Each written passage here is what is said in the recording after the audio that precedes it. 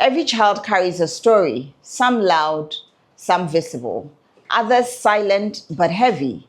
You can't always see it, but it shows up in behavior. The quiet one who never turns in their homework, the class clown who jokes to hide his pain, the angry one who explodes over every little detail. What if those aren't disciplinary problems, but distress signals? Welcome to course number 7 under Connection, supporting students through stress and trauma response, where we explore how to see beyond behavior challenges, respond with wisdom, and create a classroom that heals as you teach. Stress is the body's natural alarm system. It helps us to respond to challenges. However, when it's constantly overwhelmed, it becomes toxic. Trauma isn't only physical harm. It's any experience that overwhelms a person's ability to cope. Loss, neglect, violence, or even instability at home. In fact, in Ghana, driving out of your home can be a traumatic experience if you have a good car. Okay, that was just by the by. According to UNICEF, 1 in 3 children in sub-Saharan Africa has experienced at least one form of traumatic event before age 18. That means at least 10 students in every 30-person classroom may be carrying hidden emotional pain. That's serious. Let me repeat that and allow it to sink. In the classroom that you're in, let's assume you have a classroom of 30 people. 10 of the students would be carrying hidden emotional pain. As a teacher, you may even be carrying an emotional pain as well. Unbeknownst to you or known to you, but you may not know what to do with it, or you are dealing with it. As teachers, we are not therapists. However, we are first responders in the child's daily life. Children rarely say, "I'm struggling." Instead, they show it through behavior. You need to know and understand signs of stress or trauma, such as a sudden drop in grades or focus, emotional outbursts or withdrawal, difficulty trusting teachers or peers, sleeplessness or daydreaming in class, perfectionism or fear of failure, overaction to correction. Amma is a bright 10-year-old who suddenly stopped participating in class. Her teacher thought she was lazy until they discovered her parents had recently separated. Once the teacher adjusted her tone, offered quiet encouragement, and checked in weekly, Amma began smiling again, and her grades rose within 2 months. Every behavior is a communication. Our job is to listen to what it's saying, says Dr. Bruce Perry, a trauma researcher. Think of a student who's been difficult in your class. What might their behavior be trying to say? Let's take a quick trip into the brain. When a child feels threatened, their amygdala, the emotional part of the brain, takes over. The prefrontal cortex, the part responsible for focus, logic, and decision-making, shuts down. In simple terms, a stressed brain cannot learn. Harvard Center on Developing Child reports that supportive relationships are the single most powerful buffer against the effects of toxic stress in children. So the question becomes, how can we as teachers become that buffer?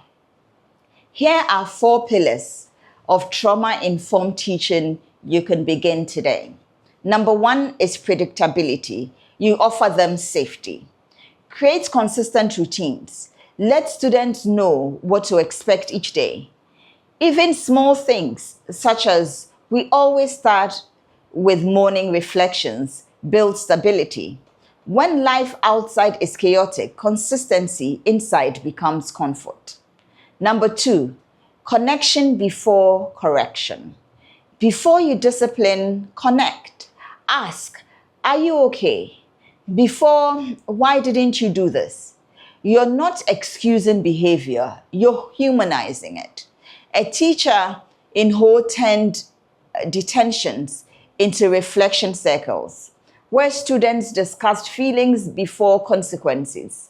Within one term, behavior incidents dropped by 40%. You can do this in your class as well. Number 3, voice and choice. Give students small opportunities to choose where to sit, how to present work, or what project topics to pursue.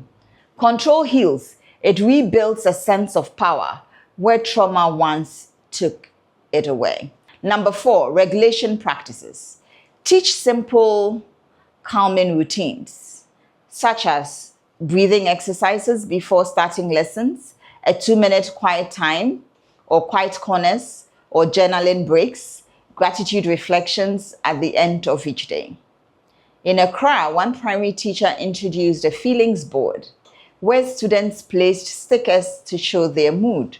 Over time, emotional literacy improved and peer bullying reduced by 30%.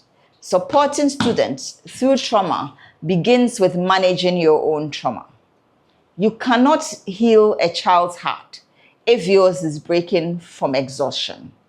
So teacher care practices can start with morning routines, such as deep breathing, a prayer, a debrief of a tough day with somebody that you trust, journaling one small win daily, gratitude heals perspective, take breaks without guilt, rest is part of your responsibility.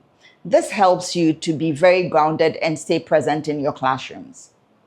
One teacher in Kumasi began starting her morning with a 5-minute reflection on what she can and cannot control that day.